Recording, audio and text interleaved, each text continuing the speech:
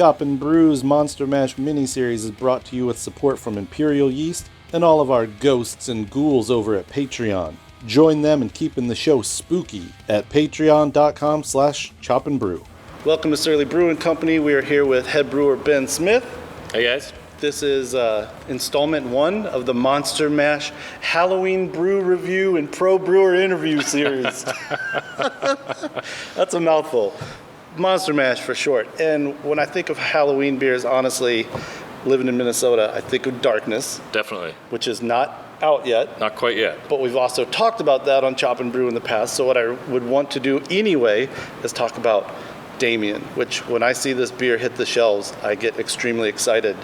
And I wanted to talk to you about it because I don't know many American breweries that do a second running beer. So tell people where from forth whence came Damien. Definitely. Well, first off, cheers. Cheers, brother. Thanks for being here. Yeah. In the closed brewery. Yeah. It's the easiest I've ever had time finding parking. There's no wait today. Yeah. So as you mentioned, Darkness always comes out on Halloween. In years past, we've done Darkness Day. We're not doing that this year due to COVID and other reasons. And Darkness is our big Russian Imperial Stout. So we're a little too early. We're just packaging that now, getting it ready to ship out for Halloween. But Damien is the child of Darkness, literally. Mm-hmm. We take the last runnings of Darkness, so the last runnings of the mash, and divert that, run it off into another vessel, and that becomes Damien, which is a 6.66% beer. So that tells you how much extract we actually lose for Darkness if we don't brew this beer. So it's kind of a no-brainer. We don't add any additional malt. To get to that gravity. We do add a little bit of black malt crushed on top of the mash, but that's just to keep the color black. Son of Darkness couldn't be brown. That wouldn't be right. But it's a really nice drinking black ale, kind of a precursor to the black IPA. We've been making this for many, many years. And it's got a nice, gentle, dry hop of Chinook and Glacier hops, pretty heavy on Glacier. So you get a really nice, pleasant, almost like tangerine notes. You get a little bit of orange peel from those hops, and then just that nice malt kick from the base beer. And it drinks really well. Nice, light, compared to Darkness especially. For sure, and it's got kind of that shoulder season vibe to it. It's hoppy enough to make you feel like the IPA of summertime, but you're getting into porter and stout season. I'm just a huge fan in general of black IPAs, cascading darks, whatever you want to call it, and then almost into this American black, which is kind of almost seems a little different. It does. I feel like it's not, obviously the bitterness isn't quite as aggressive as, say, like a black IPA. Mm-hmm. And the hop profile, too, is a little more classic. I mean, this almost is more old school, even almost European style hop profile compared to like a black IPA, which is going to be pretty heavy-handed. Mm-hmm. On more of like the tropical fruit side potentially. Yeah. And then drinkability too. Obviously the ABV is elevated, but it drinks kind of, I'd expect this to be more like a 5% ABV if I didn't know better. Because it is light, it's refreshing, it goes down very easy. But you still have a nice chocolate roasted character to the beer that stands out. And it doesn't get lost from the hops either. The hops are just kind of a subtle complementary note to the malt bill. What is the target AB, like, talk to me a little bit about the numbers of Darkness as they descend into Darkness, and then kind of, like you said, what would have been lost if you didn't run this off? Yeah, so normally, the way we brew Darkness is interesting. To get to that huge kind of starting gravity for Darkness, we actually do 3 different mashes, and basically we're taking the first runnings of each one of those mashes to create Darkness in the kettle. Okay. So to get to 1 kettle fill of Darkness, we do 3 mashes. So, typically you'd run and start at your, kind of high gravity wort all the way down to, 3 to 2 plate of wort at the end. Yeah.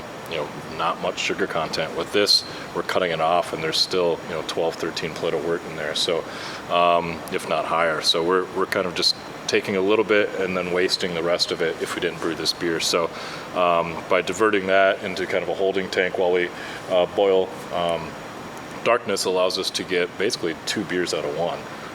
So it's not free beer, but it's right. Next best thing. And it's just a great base for this black ale. And being surly, of course, we could have just done like a nice malt black ale. Instead, we dry hopped it and give it a little bit more complexity. So it itself is also 3 separate batches of running to make Damien. Correct. Okay. Yeah, so kind of depending on volume and each mash. If we can do it with less, we will, but typically we'll use a little bit of each one. And so we'll just set up a tank kind of next to it. So kind of do the first batch into the kettle, divert it, take a little bit extra, do the second batch in the kettle, divert it, take a little bit extra, until we have a full kettle for darkness and a full, basically, holding tank of Damien. And as soon as we're done boiling darkness, goes to the whirlpool, and then we pump over and boil Damien. Oh, it's all just like this one big... Yeah, so it's kind of a logistical nightmare, but it's if you're kind of a process guy, it is a lot of fun too.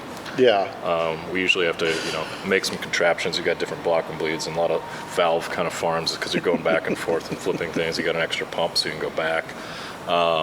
But most brewers find that stuff kind of fun and interesting. And definitely different than our day-to-day brewing of Axeman and other stuff, which is pretty straightforward. So anytime darkness comes around, brewers are pretty excited. And it is cool, like kind of you said, it's not just a dark mild. Like, Yeah. as I was coming over, I assumed maybe you added a little bit more fresh malt, but that's Yeah. insane that the sugar don't have left to. behind with darkness. So the OG of this is probably 1075, 80-ish, something. Yeah.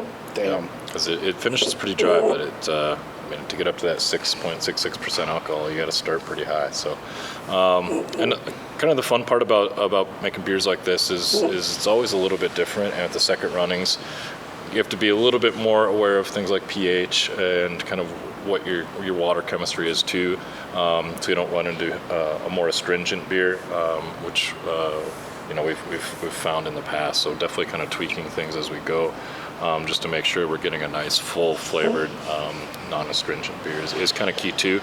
But that's kind of all part of the process. Any uniqueness about darkness this year for anybody that might be watching this as a preview of sorts? Yeah.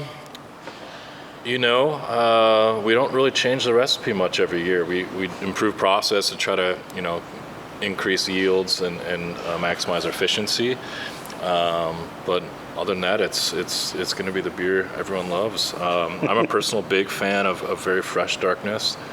As Russian Imperial Stouts go, it's relatively hop forward. We had a huge amount of some Camarolo in the whirlpool. So fresh darkness to me is great because it kind of lives up to, in a way like this beer does. It's got a nice hop profile, so does fresh darkness. And, as you lay it down, it'll taste great in a year, but there's nothing better than fresh darkness. So tasting out of the tanks this year, it tastes great, looks great. But it's always nice to see Damien leading the parade. Yep. Yeah, we always get Damien out there as kind of the sneak peek, get everyone excited. It means fall's here, it means Halloween's coming, it means darkness is coming. Cue the smoke machine. Hops on fire. Would you have any tips, say, for a home brewer doing second running or party gal? I mean, obviously you said you do multiple mashes. Yeah. So, I mean, that already is like something that most people may be like, oh, I'm just looking to get a little bit more out of what I'm already doing versus doing more. I mean, if you're going to make a beer like Darkness, the multi-mash thing works unless you have a giant mash tun. But if you want like half a gallon of beer. Yeah, exactly. But if you're looking to get kind of a 5-gallon volume or whatever it is, depending on your system, that multiple mashes will help you get there. Okay. And then obviously that's a lot of malt, so might as well make a second beer out of that too.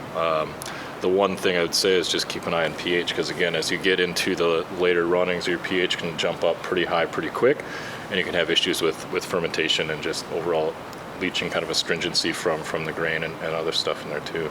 And that's something you can adjust to fight, or is it more about just knowing when to stop?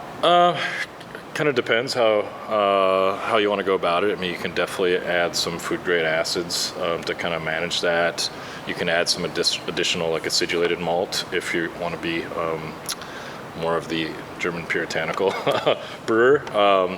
And you can just kind of add those in as you're sparging. If you want to add more dark malt just to keep flavor on, you can add all that stuff in as you're sparging with that those later runnings. But that's, I think, the toughest thing, because it can happen pretty fast where your pH looks good, and then all of a sudden it jumps way up. Yeah, you're 9 bricks, 9 bricks, 9 bricks, 2 bricks. No. But if you're gonna try to make a huge beer like Darkness, and you're gonna do multiple mashes, you might as well get a second beer out of it. All right, y'all. Look out for Damien. He's creeping under your bed. He's going to stick his little head up and be like, meow. Cheers. Cheers. Happy Halloween. Thank you.